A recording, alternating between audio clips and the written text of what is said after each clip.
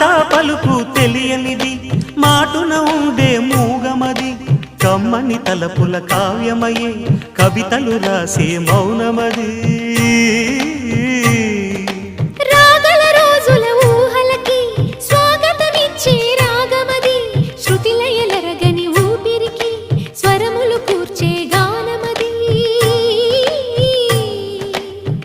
ఋతువుల రంగులు మార్చేది కల్పన కలిగిన మది భావం బ్రతుకును పాటగా మలిచేది మనసున కదిలిన మృదునా